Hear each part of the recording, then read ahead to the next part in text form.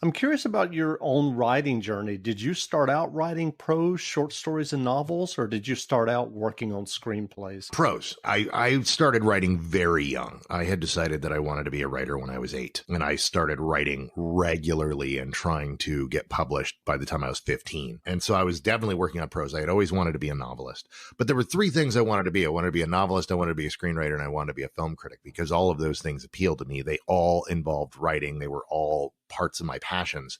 But I did start out in prose, and then I got into poetry, and I ran into the thing that when you're not doing so hot is when you go to poetry readings and people come up and go, wow, you really feel like you want to be writing prose. And then you submit prose and people are like, wow, you really feel like you want to be writing poetry. And I got to figure one of these things out. But then I ended up, oddly enough, I tried to make it as a novelist. I failed very early. And then I fell into being a film critic. And then I was a rather successful film critic for 10 years. And that led into when I realized that the industry online was collapsing. I saw companies were starting to buy up all the websites. I knew that they were eventually going to fire the staff that were there and replace them with interns, and because it was just the logical thing to do.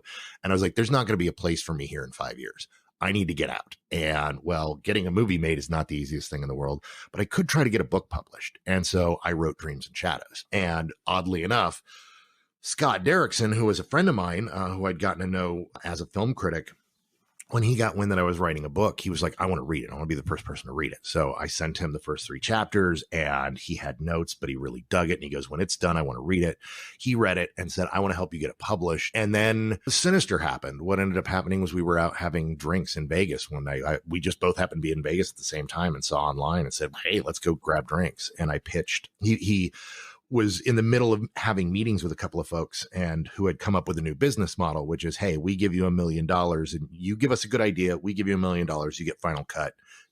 It's a low budget movie, but you can make whatever you want to make. And so they were asking him for an idea, and he had come up with something, and he said, hey, Cargill, can I bounce this off you and get your professional opinion? I said, yeah, sure.